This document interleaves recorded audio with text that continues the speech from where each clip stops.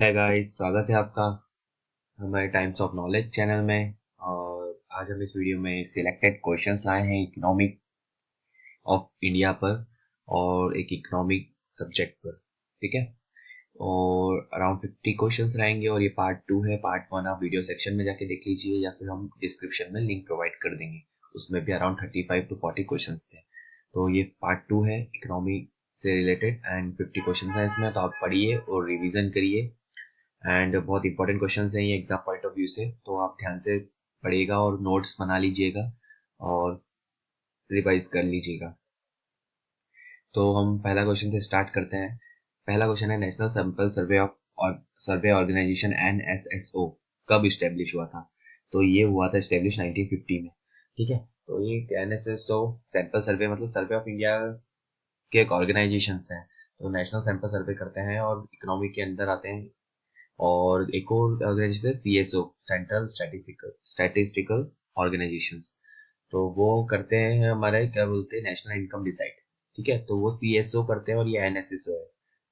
ठीक है, आगे देखते हैं। Which state stands first in the length of roads in the country? तो लेंथ ऑफ सबसे ज्यादा लेंथ रोड्स की किस कंट्री में, इंडिया में किस स्टेट के पास है? तो वो है महाराष्ट्र। आगे, when was the focus market scheme introduce? तो फोकस मार्केट स्कीम जो है वो 2006 से 7 में हुई थी। फोकस मार्केट स्कीम है इंडियन एक्सपोर्टर्स जो एक्सपोर्ट्स करते हैं, एक्सपोर्टर्स हैं उनके लिए एक मैनेजमेंट और स्ट्रेटेजिकल टूल है। मतलब मैनेजमेंट और स्ट्रेटेजी कैसे एक्सपोर्ट किया जाए, क्या किया जाए, उसकी इस स्कीम के अंदर वो सब चीज आता है। मैनेजमेंट आता है और एक स्ट्रेटेजी आती है एक्सपोर्टर्स के लिए। ठीक है, आगे, central banking function in India perform by? ये तो वन एंड ओनली है हमारा RBI, reserve bank of India. तो RBI banker of the bank भी है और सेंट्रल बैंकिंग फंक्शन हमारे इंडिया के सारे RBI ही करता है। ठीक है, तो RBI के अभी करेंटली कौन बना है गवर्नर? उर्जित पटेल बने। ठीक है, आगे देखते हैं। Gilt edge market means? Gilt edge market जो है उसका मतलब होता है हमारा मार्केट ऑफ गवर्नमेंट सिक्योरिटीज। मतलब जितनी भी सिक्योरिटीज गवर्नमेंट प्रोवाइड कर रही है मार्केटिंग के लिए, गवर्नमेंट सिक्योरिटीज जो रिस्क फ्री मार्केटिंग प्रोवाइड कर रही है, तो उसको एक टर्म दिया गया है गिल्ट एज मार्केट। ठीक है, तो मार्केट ऑफ गवर्नमेंट सिक्योरिटीज। ठीक है, आगे, in last one decade which of the following sector has attracted the highest foreign direct investment inflows in India? मतलब किस सेक्टर्स में फॉरेन से ज्यादा इन्वेस्टमेंट आया है पिछले कुछ डिकेड से? किस सेक्टर में इन्वेस्टमेंट फॉरेन कंट्री से इंडिया में हुआ है? तो वो है हमारा टेलीकम्युनिकेशन। टेलीकम्युनिकेशन दूरसंचार विभाग में ज्यादा इन्वेस्टमेंट हुआ है।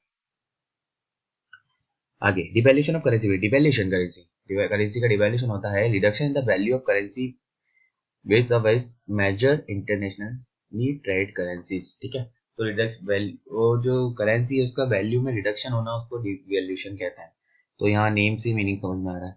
आगे देखते हैं कौन सा है। A, the chairman of 13 finance commission is?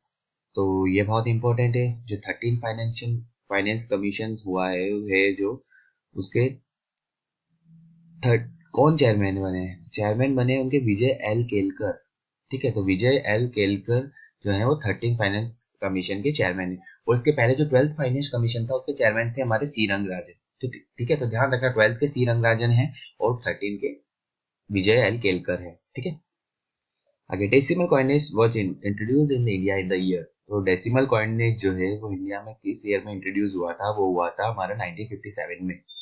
ठीक है, the 10th plan period was from? तो प्लान 5 ईयर प्लान्स के बारे में भी क्वेश्चंस बहुत बनते हैं, तो हमारे को पता होना चाहिए कौन सा क्या है। तो पहला तो हमारा था 1951 से 56, ये तो सबको पता ही, एग्रीकल्चर का मेन मोटिव था एग्रीकल्चर डेवलपमेंट का। और जो हमारा 12th है पूछा है यहाँ पे, 10th पूछा है, बट हमारा 12th जो है वो है 2000 कहाँ से? 2012 से 2017 जो अभी चल रहा है। तो 12th 5 ईयर प्लान है वो, बट इन्होंने पूछा 10th। तो 10th अब देखिए तो 5 का और कम कर दीजिए। 12 से 2007 से 12 हुआ, वो 11th प्लान हो गया। तो 10th कौन सा होगा? 2002 से 2007। तो आंसर है सी, 2002 से 2007। और अभी करंटली 12th ईयर प्लान चल रहा है, 12th 5 ईयर प्लान, सॉरी। आगे देखते हैं। National rural development institute in India situated at? तो कहाँ सिचुएटेड है national rural development institute NRDI? वो है हमारा हैदराबाद में। आगे, who introduce cooperative society in India?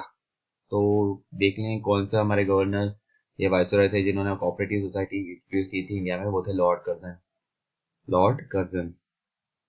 Which Indian got Nobel prize for economics? तो one and only Amartya Sen, अर्थशास्त्र में की फील्ड में इनको नोबेल प्राइज मिला है। The headquarter of RBI. तो आरबीआई के बारे में बहुत क्वेश्चन बनते हैं, तो आरबीआई के बारे में डिटेल में पढ़ लीजिएगा आप, ठीक है। हेडक्वार्टर आरबीआई का मुंबई में है। आगे, national income estimates in India is prepared by. बहुत इंपॉर्टेंट क्वेश्चन, हमारा नेशनल इनकम जो है इंडिया का, उसका एस्टिमेट कौन प्रिपेयर करता है? मैंने पहले क्वेश्चन में बताया था, एनएसएसओ होता है, वो सैंपल सर्वे ऑफ इंडिया करते हैं, और जो सीएसओ होते हैं, सेंट्रल स्टैटिस्टिकल ऑर्गेनाइजेशन जो होते हैं, वो नेशनल इनकम का एस्टिमेशन करते हैं इंडिया में। तो आंसर है बी, सीएसओ। देखिए अगला क्वेश्चन है हमारे पास, Dalal street in is situated in at.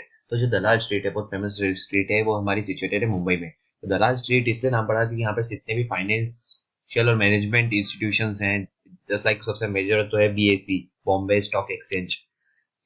तो ये सब जितने भी फाइनेंशियल ऑर्गेनाइजेशंस हैं वो इस स्ट्रीट के अंदर आते हैं, मतलब इस एरिया के अंदर आते हैं मुंबई के। तो उस एरिया का नाम दिया है, उसको एड्रेस दिया गया है नाम को, एक दलाल स्ट्रीट नाम से। दलाल स्ट्रीट मुंबई में सिचुएटेड है। ओके, आगे, on 12 July 12, 1982 the ARDC was merged into। तो ARDC क्या है? एग्रीकल्चर रेफिनेंस डेवलपमेंट कॉर्पोरेशन, ठीक है। Agriculture refinance and development corporation, sorry, agriculture refinance and development corporation जो था 1982 तक था। 19 ऑन जुलाई 12 1982 के बाद वो बन गया नबार्ड, ठीक है। नबार्ड बन गया उसके बाद। और नबार्ड का तो आपको सबको पता ही है। तो नबार्ड है national agriculture bank of rural development, ठीक है।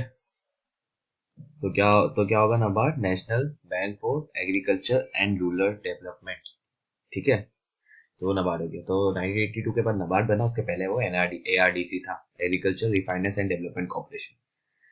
अगला question 18, the first wholly Indian bank was set up in. जो पहला बैंक था इंडिया का सेटअप हुआ था, जो टोटली इंडियन था, तो वो सेटअप हुआ था 1894 में। तो 1894 में Holi India bank first setup हुआ था।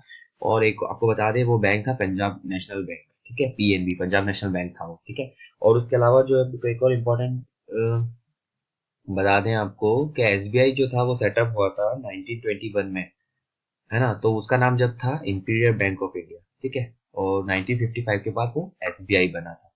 और एसबीआई किन तीन चीजों से मिलकर बना है? वो बना है bank of Madras, bank of Bombay and bank of Bengal से। 1921 के पहले ये बैंक्स थी, उनको 1921 में मर्ज करके इंपीरियल बैंक ऑफ इंडिया बनाया, और 1955 में एसबीआई आफ्टर इंडिपेंडेंस। ओके, अगला, which of the following is the first private company to sign an accord with the government of Myanmar for oil exploration in 2 offshore blocks in that country? तो दो जो offshore हैं, blocks हैं उस country के, तो वहां पे किस कंपनी ने वहां पे साइन किया है बॉन्ड? तो वो है हमारी एसआर ऑयल है, ठीक है। The formal name of SBI was, state bank of India का फॉर्मल नेम पहले क्या नाम था? मैंने बताया 1921 में imperial bank of India setup हुआ था, तो एसबीआई का 1955 के पहले इंपीरियल बैंक ऑफ इंडिया नाम था। तो आंसर सी है, इंपीरियल बैंक ऑफ इंडिया, ठीक है। The value of gold is determined in. तो जो गोल्ड की वैल्यू है वो कहाँ डिटरमाइंड होती है? तो लंदन, ये आपको याद रखना है, लंदन में होती है। Defect financing means that the government borrows money from. तो डिफेक्ट फाइनेंसिंग क्या होता है? जहाँ पे गवर्नमेंट पैसे उधार कहाँ से लेता है? वो कर लेता है आरबीआई से, तो वो डिफेक्ट फाइनेंसिंग कहलाता है।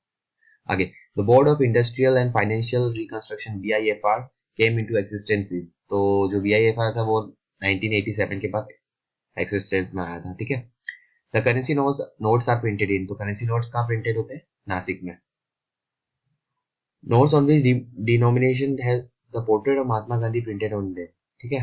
तो सभी नोटों में महात्मा गांधी का पोर्ट्रेट रहता है, 1000 में, 500 में, 100 रुपीज में, ठीक है।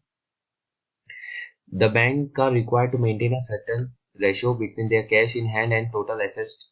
This is called, तो स्टैट्यूटरी लिक्विड रेशियो जो होता है, स्टैट्यूटरी लिक्विड रेशियो, तो उसमें क्या होता है?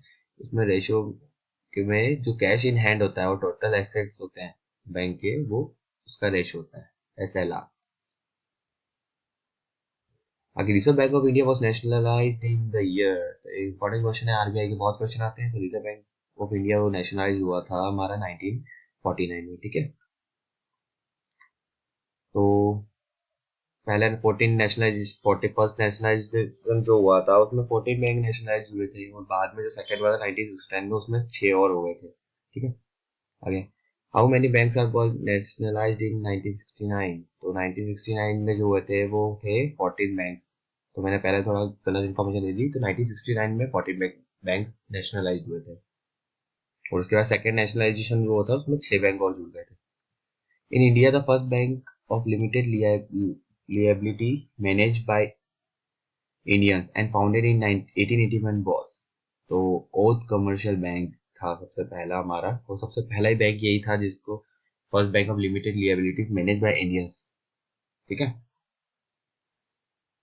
इसके बाद पंजाब नेशनल बैंक तो 1894 में आया था, है ना। सब्सिडीज मीन्स जनरल टर्म है इकोनॉमी की। सब्सिडीज होती हैं payment made by the government to business enterprises without buying any goods and service, ठीक है। किसी गुड्स एंड सर्विसेज को बिना बाय करे गवर्नमेंट पेमेंट प्रोवाइड करती है बिजनेस एंटरप्राइजेस को, वो सब्सिडीज कहते हैं। In India which of the among the following formulates the fiscal policy. तो फिस्कल पॉलिसी इंडिया में कौन लाया था? फिस्कल पॉलिसी लाए थे मिनिस्ट्री ऑफ फाइनेंस लाती है, ठीक है, मिनिस्ट्री ऑफ फाइनेंस। आगे paper currency first started in India. तो जो पेपर करेंसी थी इंडिया में सबसे पहले स्टार्टेड कब हुई थी? इसके पहले कॉइन चलते थे। तो पेपर करेंसी इंडिया में सबसे पहले स्टार्ट हुई थी 1542 में, 1542। The ARDC is now a branch of the. तो ये बता चुका हूँ पहले, NABARD, agriculture refinance and development corporation, NABARD में बन गया था, national bank for rural and agriculture development. Since 1983, the RBI responsibility with respect to regional rural banks was transferred to। तो 1983 के बाद आरबीआई की जो रिस्पॉन्सिबिलिटी थी रीजनल रूरल बैंक्स की, आरआरबी की, वो ट्रांसफर किसको कर दी गई थी? वो कर दी गई थी नाबार्ड को, ठीक है। एग्रीकल्चर बैंक जो है उसको ट्रांसफर कर दी गई थी। MRTP act was implemented in. तो एमआरटीपी एक्ट जो था वो इम्प्लीमेंट हुआ था 1970 में एमआरटीपी एक्ट हुआ। तो एमआरटीपी का मतलब होता है monopolies and restrictive trade practice act. क्या? Monopolies and restrictive trade practice act था। तो ये 1970 में फोर्स में आया था, जून 1970 के बाद फोर्स में आया था। बट ये 1970 में तो फोर्स में आया था, मतलब एग्जिस्टेंस में आया था। बाकी इसके पहले जो 1969 में इस एक्ट को रखा गया था, ठीक है। तो इस एक्ट का मेन मकसद था कि जो मोनोपोलीज को हटाना, मोनोपोलीज जो होती है उनको हटाना, और मतलब किसी इकोनॉमिक गवर्नमेंट जो अपना इकोनॉमिक फंक्शन है, सिस्टम है, वो किसी कम लोगों के हाथों में, मतलब कि कम लोगों के पास पावर, जिनका ज्यादा पावर उनके हाथों में से हटाने के बजाय सबके पास है इकोनॉमिक सिस्टम। मतलब किसी कुछ ही लोगों जो जिनका पावर्स है, पावरफुल लोग हैं, उनके पास ही ना रहे। मतलब वो एक तरीके से बंदी ना बने इकोनॉमिक सिस्टम, उसको फ्री बनाए, रेस्ट्रिक्शन नहीं हो उसमें। तो मोनोपोलीज फ्री है अपना इकोनॉमिक सिस्टम, तो उसके एक्ट का यही मकसद था। तो monopolies and restrictive trade practice act था जो था 1970 में फोर्स में आया था, ठीक है। आगे regional rural bank were established in. RRB bank कब एस्टेब्लिश हुआ था? वो था 1975 में, ठीक है। अब नाबार्ड को सौंप दिए गए इसके जितने भी फंक्शंस हैं। कंज्यूमर प्रोटेक्शन एक्ट जो जिसको कहते हैं कोरपा was implemented in. Consumer protection act जो था वो हमारा हुआ था 1987 में इम्प्लीमेंट, ठीक है। आंसर है C. Foreign currency which has a tendency of quick migration is called hot currency. जो क्विक माइग्रेशन कर ले उसको हॉट करेंसी कहते हैं, ठीक है। मतलब एकदम क्विक है तो हॉट करेंसी को क्विक माइग्रेशन, फॉरेन की करेंसी जो भी है उसको क्विक माइग्रेशन हो जाए वो हॉट करेंसी कहलाता है। और यहाँ सॉफ्ट करेंसी को वीक करेंसी बोलते हैं। आगे which institution of India is known as soft loan window of World Bank. Soft loan window World Bank को, इंडियन इंस्टीट्यूशन को किसको कहा गया है? वो कहा गया है आईएफसी को। आईएफसी को सॉफ्ट लोन विंडो कहा गया है वर्ल्ड बैंक का। और ये आईएफसी है इंटरनेशनल फाइनेंस कॉर्पोरेशन, ठीक है, इंटरनेशनल फाइनेंस कॉर्पोरेशन। आगे देखें the new symbol of Indian rupees bland of. तो न्यू सिंबल इंडियन रुपीज में क्या है? उसमें है देवनगिरी रा एंड रोमन लैंग्वेज में लिखा गया। आगे which of the most important source of income for government of India. तो one and only excise duty. और आगे in India barter exchange is still in practice. जहाँ पे बार्टर सिस्टम अभी भी होता है वो है